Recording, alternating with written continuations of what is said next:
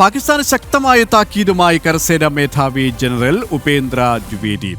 ഏത് തരത്തിലുള്ള ഭീകരതയും നേരിടാൻ സൈന്യം സജ്ജം. ബ്ലാക്ക്മെയിലിംഗ് വില പോവില്ല, രക്തവും ജലവും ഒരുമിച്ച് ഒഴുക്കുക അസാധ്യമെന്നും കരസേന മേധാവി പ്രതികരിച്ചു.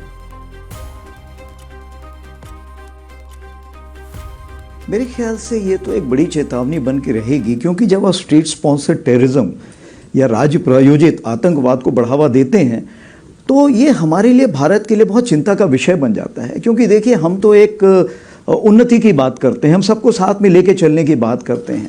तो जो भी हमारे काम में रोड़ा अटकाएगा उसके लिए हमें कुछ ना कुछ कार्रवाई करनी पड़ेगी.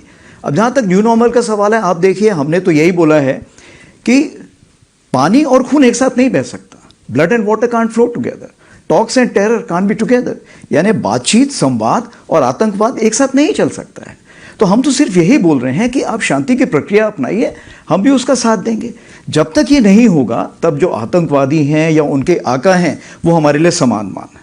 दूसरी चीज़ ये है, जो भी आतंकवादी को बढ़ावा देगा हम उसको जवाब देंगे. और हमारे पास अगर बैरंग चिट्ठी भी आई तो भी हमें पता है कि जवाब किसको देना है, हमें उसकी चिंता नहीं है. और जहाँ तीसरी बात है कि जहाँ तक आप ब्लैकमेल करना चाहते हैं हमें किसी चीज़ के लिए, मेरे ख्याल से भारत अभी इतना संपन्न है कि हम किसी ब्लैकमेल से डरने वाले नहीं हैं.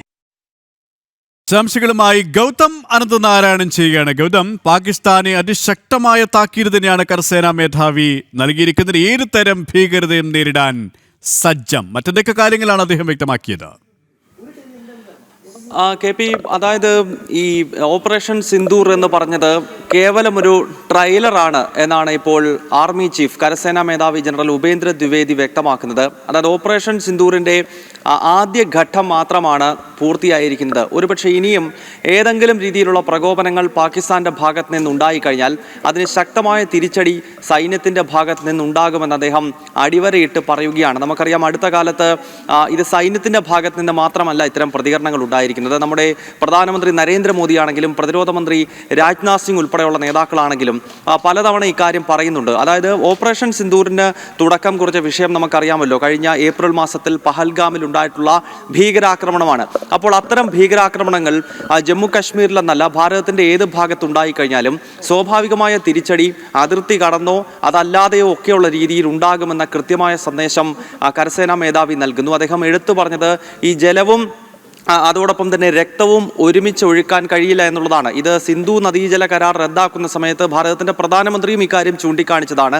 കാരണം ഒരു ഭാഗത്തുകൂടി നമ്മുടെ ജലമെല്ലാം എടുത്തുകൊണ്ട് പോകുകയും അത് സമൃദ്ധമായി ഉപയോഗപ്പെടുത്തുകയും മറുഭാഗത്ത് നമ്മുടെ സാധാരണക്കാരായ ആളുകളെ കൊലപ്പെടുത്തുകയും ചെയ്യുന്ന പാകിസ്ഥാൻ്റെ ശൈലി, അത് മുൻകാലഘട്ടങ്ങളിൽ ഈ രാജ്യം ഒരുപാട് സഹിച്ചു കഴിഞ്ഞിരിക്കുന്നു. അതിനാൽ ഇനിയും അത്തരം നീക്കങ്ങൾ അനുവദിക്കില്ല എന്ന സന്ദേശം ഇപ്പോൾ കരസേനാ മേധാവി കൂടി നൽകുകയാണ്. ഒപ്പം അദ്ദേഹം എടുത്തു പറഞ്ഞൊരു കാര്യം, ഈ ബ്ലാക്ക് മെയിലിംഗ് അനുവദിക്കില്ല എന്ന് കൂടി അദ്ദേഹം പറയുന്നുണ്ട്. കാരണം ഈ പലതവണ പാകിസ്ഥാൻ ഞങ്ങളുടെ കയ്യിൽ ആറ്റം ബോംബുണ്ട് എന്ന് പറഞ്ഞ് നടത്തുന്ന ചില പ്രതികരണങ്ങളുണ്ട്. അത് നമുക്കറിയാവുന്നതാണ്. ഒരിക്കൽ ഭാരതത്തിൻ്റെ പ്രധാനമന്ത്രി തന്നെ പറഞ്ഞിട്ടുണ്ട്, ആറ്റം ബോംബ് പാകിസ്ഥാൻ്റെ കയ്യിൽ മാത്രമല്ല ഭാരതത്തിൻ്റെ കയ്യിലുമുണ്ട്, അത് ദീപാവലിക്ക് പൊട്ടിക്കാൻ വേണ്ടിയല്ല ഞങ്ങളിവിടെ സൂക്ഷിച്ചിരിക്കുന്നത് എന്ന് പ്രധാനമന്ത്രി തന്നെ ഒരിക്കൽ പറഞ്ഞിരുന്നു. അതേ കാര്യം തന്നെയാണ് ഇപ്പോൾ നമ്മുടെ കരസേനാ മേധാവിയും ഓർമ്മപ്പെടുത്തുന്നത്. KP, അതിശക്തമായ ഭാഷയിൽ തന്നെയാണ് കരസേനാ മേധാവി പാകിസ്ഥാന് താക്കീത് നൽകിയിരിക്കുന്നത്.